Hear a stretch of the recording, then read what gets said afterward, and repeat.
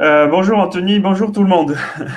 J'ai décidé de présenter et d'expliquer un petit peu cette ouverture parce que c'est grâce à cette ouverture que j'ai remporté la partie importante ce qui m'a permis de devenir champion de France. Donc je vais partager mon écran et je vais essayer de vous expliquer un petit peu le but de cette ouverture et puis vous donner quelques lignes pour que vous maîtrisiez un petit peu plus cette ligne-là. Oui, donc c'est la toute dernière partie des départages. Donc c'est un peu pour ça que je vais parler un petit peu de cette ouverture-là. Donc Rossolimo, on joue avec les blancs. Donc on commence par le 4, C5 qui caractérise la sicilienne, cavalier F3, un des coups principaux. Donc le but, c'est de pouvoir jouer D4 pour avoir un peu plus de centre derrière. Et en cas de prise, évidemment, pouvoir reprendre avec le cavalier. Les noirs peuvent jouer évidemment beaucoup de coups ici, D6 qui peut transposer dans un Najdorf ou E6, donc il y a plein de coups. Et il y a le coup cavalier C6 qui est très logique. Donc bon, c'est un coup de développement. Ce cavalier commence à contrôler aussi les cases importantes. Je ne sais pas si toi tu joues un petit peu ça avec les blancs, Anthony, c'est la Rossolimo. J'ai joué ça quand j'étais petit, la Ah, Rossolimo. ok, bon. Mon Et premier donc ici, entraîneur, vrai entraîneur, m'avait montré la Rossolimo. ouais, ouais. Bah, là, par exemple, il y a l'ex-champion du monde Vishwanathan Anand qui emploie très très régulièrement cette ouverture. Donc le but de la Rossolimo, bon, on développe les pièces, donc le tout premier point positif, donc ça consiste à jouer fou B5. C'est vrai que contre la sicilienne, on a plus la tendance à jouer D4 pour ouvrir un petit peu la position et essayer de contrôler un petit peu mieux le centre. Mais pour les noirs, évidemment, peuvent jouer plein de coups. Et le but de Rossolimo, c'est d'éviter quelques lignes qui sont un petit peu compliquées pour les blancs, tout en jouant un coup de développement. Donc on peut voir les pièces blanches sortent facilement. Notre petit roc est déjà disponible. Donc si on souhaite, on peut toujours faire petit roc pour avoir un petit peu d'avantage de développement. Et aussi, ce qui est parfois même plus important, c'est on menace dans certaines lignes d'éliminer ce cavalier. Alors, c'est là Ouais. que ça se passe, quoi. C'est là que ça devient un peu plus compliqué.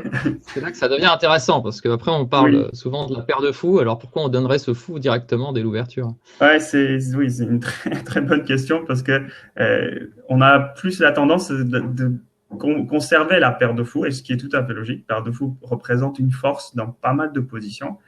Mais par exemple, dans cette ouverture-là, le fait de pouvoir éliminer ce cavalier pose une question importante aux noirs. Parce que pour reprendre le fou blanc, les noirs doivent absolument faire ça avec un pion.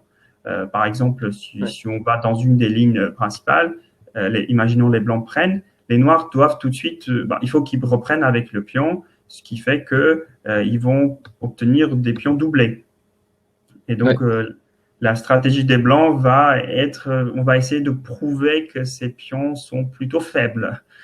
C'est une stratégie très très long terme, mais bon, donc toute la partie, les Blancs essayent de faire en sorte que ces pions soient plutôt faibles et inutiles un tout petit peu. Bon, c'est pas facile à faire, mais c'est un peu le but. Pas si évident. Ouais. Et par exemple, contre cette ligne-là, G6, fou prend cavalier, B prend C6.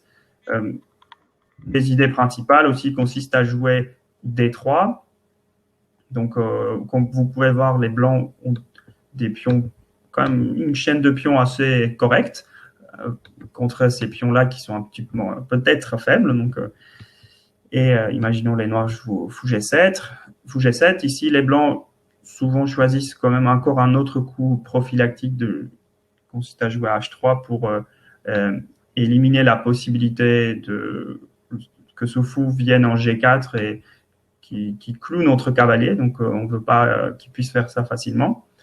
Et c'est là qu'aussi je devrais dire, ça, la stratégie la plus complexe ici, c'est les blancs commencent petit à petit jouer contre ce fou blanc.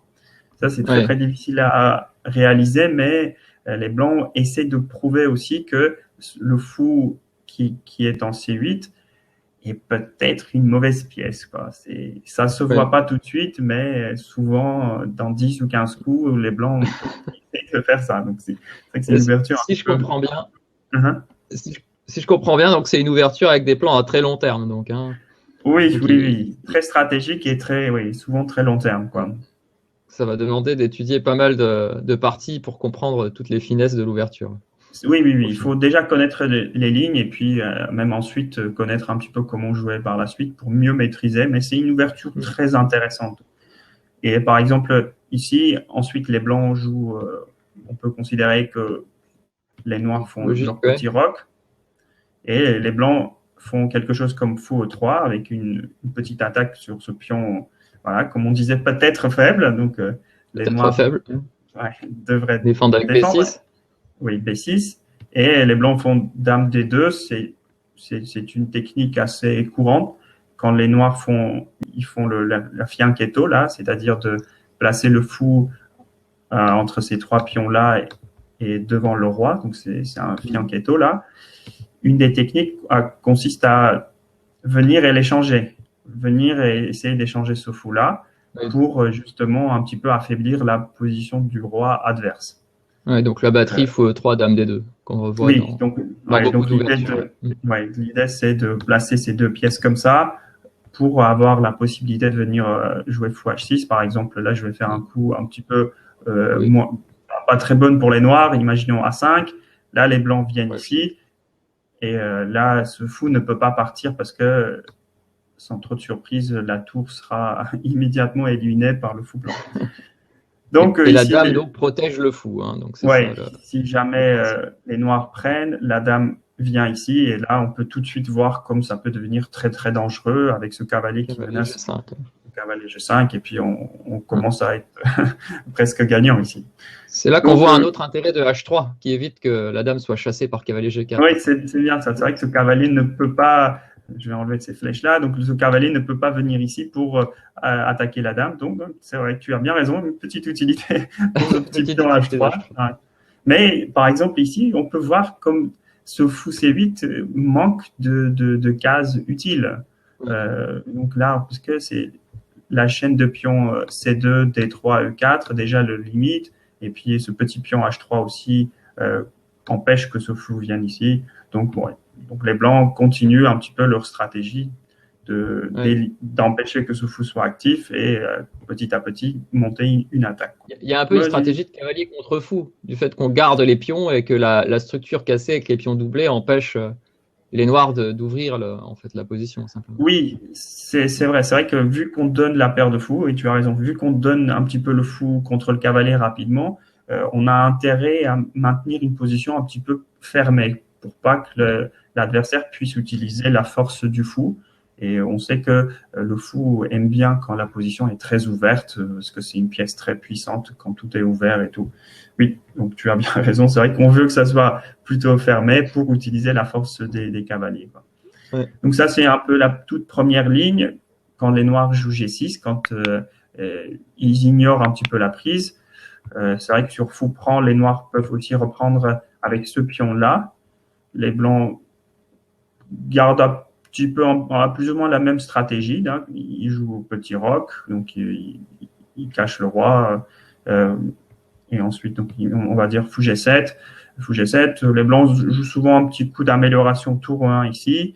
Et imaginons si les noirs jouent D6 avec l'idée de venir fou G4 et tout, les blancs peuvent très facilement considérer à nouveau ce coup H3 qui empêche ce fou de venir ici. Ils peuvent aussi tenter un petit peu une stratégie un petit peu plus directe, consiste à jouer E5 pour, comme on peut voir, le vis-à-vis entre la tour et le roi, pour essayer de dire aux Noirs, vous savez, les Noirs ont un peu de retard de développement quand même, hein, parce que quand on regarde cette Ouais. position-là, les Et ce, Blancs ce ont que tu peux, roqué. ouais. Ce que tu Hein. peux montrer là, c'est sur E5. Si D prend E5, tu peux montrer bien les faiblesses Ah sur oui, c'est C6. vrai, c'est vrai, c'est vrai. Mais Imaginons les Noirs prennent, les Blancs prennent, et là, oui, tu as bien raison, là on peut montrer que ces deux pions sont plutôt faibles. Ils sont doublés, ce qui n'est pas toujours dramatique, mais là, ils n'ont aucun soutien des autres pions parce que les autres pions sont un petit peu loin.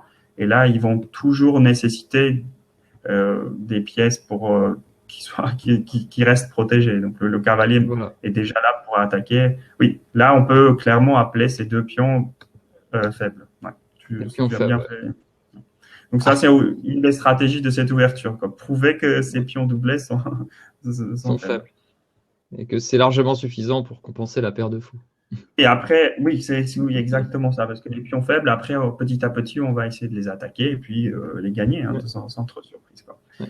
Alors, tu disais que le fou voulait prendre en C6 et que les noirs seraient obligés de prendre d'un pion.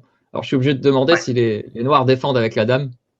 exactement. C'est une bonne question. Je vais te poser la petite Alors, question, parce que tout le monde va se poser ouais, la question. Pourquoi est-ce qu'on ne défend pas avec la dame pour ne pas doubler les pions?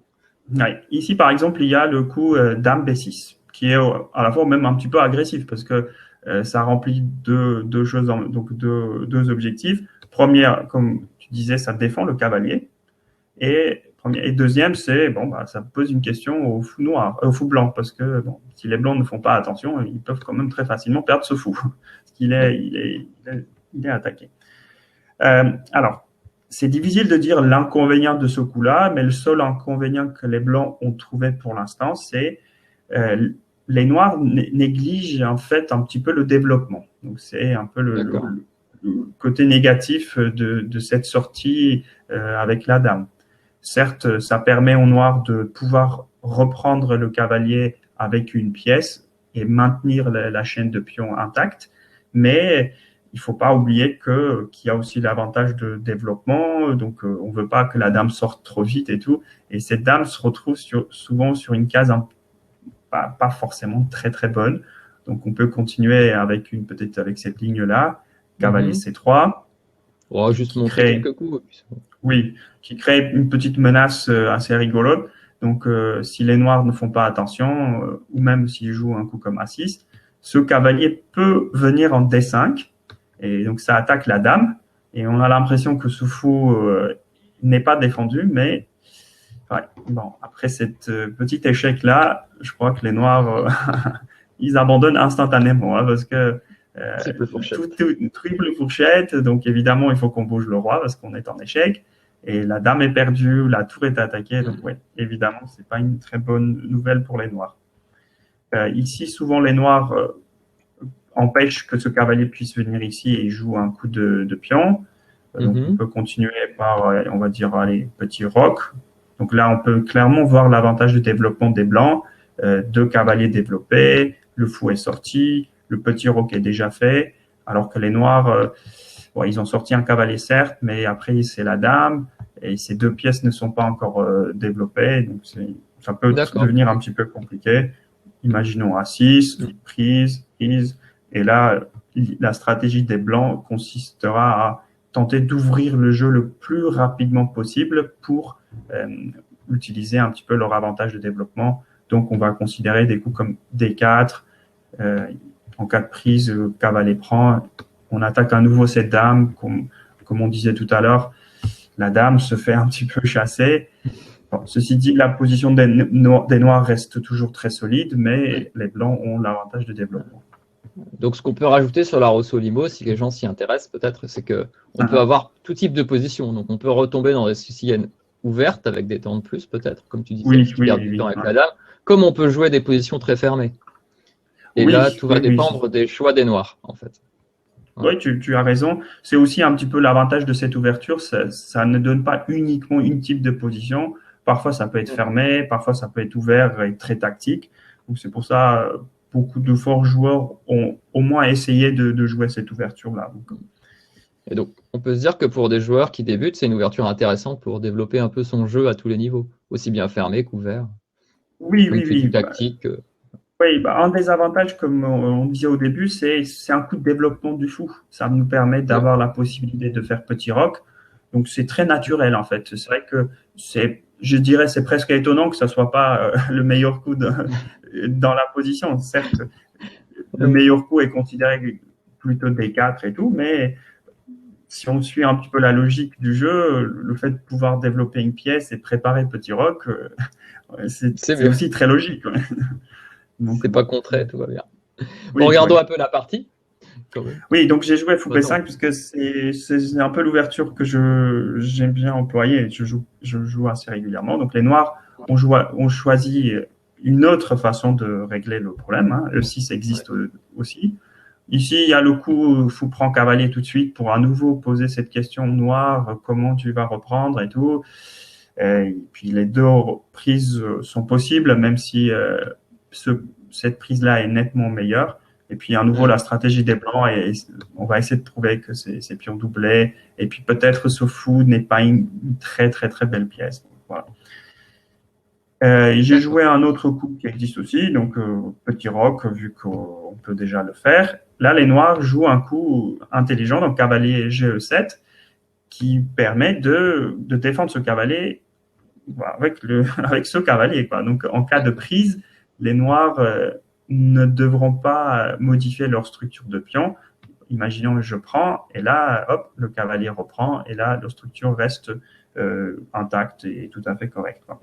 Ouais, ouais. Et ils auront toujours cette paire de fous.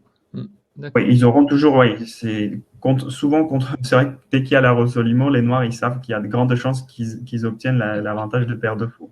Paire de fous, mais sans pion doublé, donc ça c'est intéressant. Oui, tu as raison. C'est vrai que s'ils peuvent en plus obtenir la paire de fous sans sacrifier même leur La structure de structure. pion un petit peu, la structure. Je crois que moi Alors, aussi j'avais déjà joué tour E1, il me semble. Ouais, dans oui, cette c'est un des position. coups principaux. Donc, tour 1, et puis imaginons A6 qui pose une question à notre fou. Et là, on considère peut-être qu'il n'y a plus d'intérêt à donner notre fou parce que en fait, on élimine un cavalier, mais un autre vient tout de suite. Donc, on ne voit pas du tout l'intérêt de donner un fou pour que même on casse même pas la structure de l'adversaire.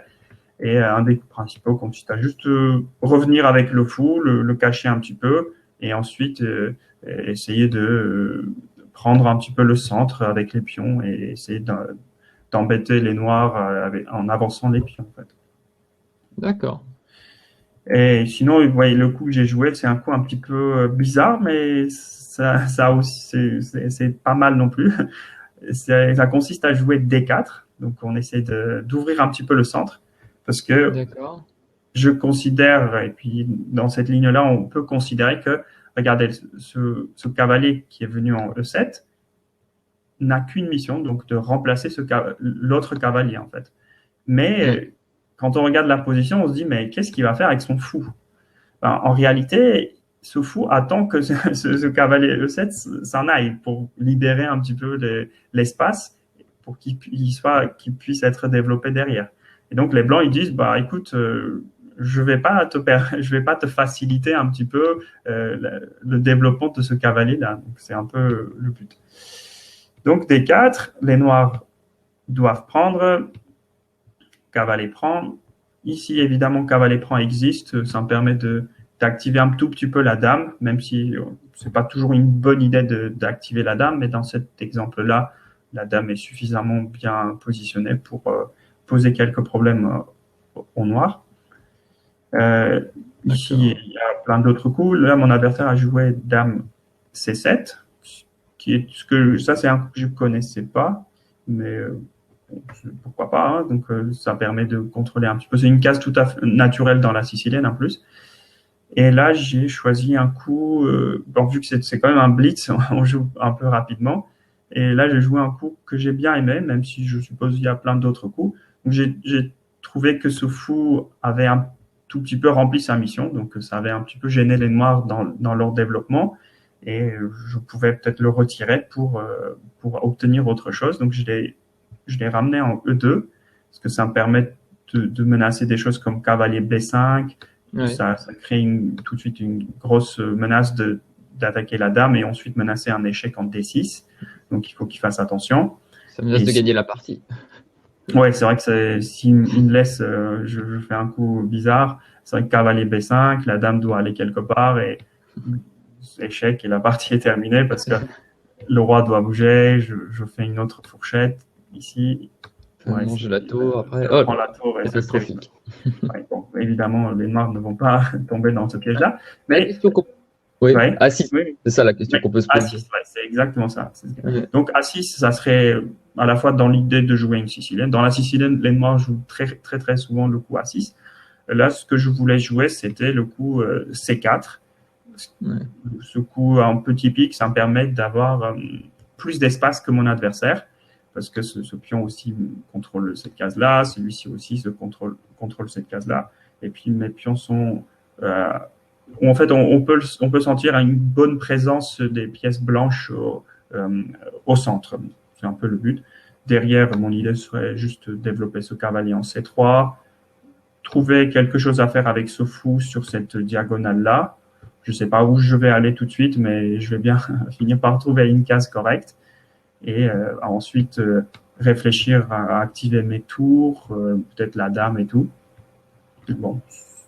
Évidemment, la position des noirs reste tout à fait correcte, mais je préfère jouer ça avec les blancs. D'accord. Et dans la partie, donc j'ai joué donc fou E2 et il a joué D5. Bon, de toute façon, là, on commence à s'éloigner de notre objectif qui était de montrer un petit peu les idées dans la Rossolimo. D5, ça doit peut-être pas être le meilleur coup. Ça m'a permis d'obtenir une position très calme et je trouvais que c'était un tout petit peu mieux avec prise. Prêt. Oui. J'allais dire, dans la sicilienne, en général, le but des noirs pour égaliser, on dit, c'est toujours d'arriver à jouer D5. C'est vrai, c'est vrai. D'un côté, c'est vrai que d'un côté, c'était une bonne décision de sa part, oui, c'est vrai. Et là, il le joue sans développement, donc on peut se poser la question quand même si c'est correct ou pas. Peut-être que j'aurais pu lui poser plus de problèmes. Maintenant, je me demande si ce cavalier C3 n'aurait pas été un peu plus logique. Mais en tout cas, pendant la partie, ma décision m'a convaincu. Donc, j'ai pris. Et là, cavalier prend C6, j'aimais bien. Parce que je trouvais que si cette dame prenait, ça me permettait d'avoir des idées comme fou F3 pour créer un clouage un petit peu dangereux quand même ici, parce que ce cavalier, s'il venait à être à nouveau attaqué, parce que la dame est derrière, et donc là ici, je trouvais que ma position est très facile à jouer en fait. Je peux soit la possibilité B3, dame 2, B3, C4, ou même cavalier C3 tout de suite pour augmenter la pression sur le cavalier. Donc ici, j'aurais été assez content. Et dans la partie, donc il a pris du pion et je trouvais que grâce à cette structure de pion, j'aurais une meilleure position. Les noirs restent solides sans trop de surprise, mais mon jeu était plutôt simple. Et quelques coups plus tard, j'ai réussi à mettre suffisamment de pression. Bon, après, il a commis une imprécision, ce qui lui a coûté un pion important. Et après, avec quelques difficultés, j'ai réussi à concrétiser cet avantage de pion. Donc, une ouverture très stratégique, la Rossolimo, donc très, très stratégique. Mais en cas d'ouverture de jeu, ça peut aller aussi très, très vite et on peut avoir des positions très, très tactiques. Et l'avantage, c'est que vu qu'on a un avantage de développement, on est prêt pour l'ouverture de jeu. Donc ça, c'est un peu l'avantage de cette ouverture-là. Après, pour bien maîtriser l'aspect stratégique, il faut vraiment jouer un petit peu pour sentir quand est-ce qu'il faut jouer telle pièce sur telle case, mais je trouve que c'est une bonne ouverture. Ça vient avec l'expérience. Oui, ouais, c'est bien résumé. C'est vrai qu'on apprend petit à petit. Voilà. Et donc, pour ceux qui voudraient voir la fin de la partie, c'est la dernière partie des départages, c'est ça? Donc, face à Edouard. Oui. Donc, c'était la toute dernière partie. Là, je pense qu'ils pourront retrouver cette partie.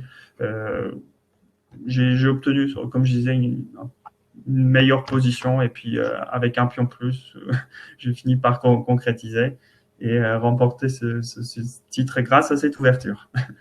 Voilà. Même si je dois avouer que j'ai employé cette ouverture contre lui avant et j'ai pas réussi à obtenir l'avantage du tout. Donc, mais dans celle-là, j'ai réussi à obtenir cet avantage. Voilà. Tant recherché par les forts joueurs maintenant. Oui, petit avantage. Voilà. Merci beaucoup à toi. Merci beaucoup. Merci beaucoup à tout le monde. Merci de suivi. Merci Anthony. Et puis, n'hésitez pas à vous inscrire sur notre site. Et puis, à bientôt pour une prochaine vidéo.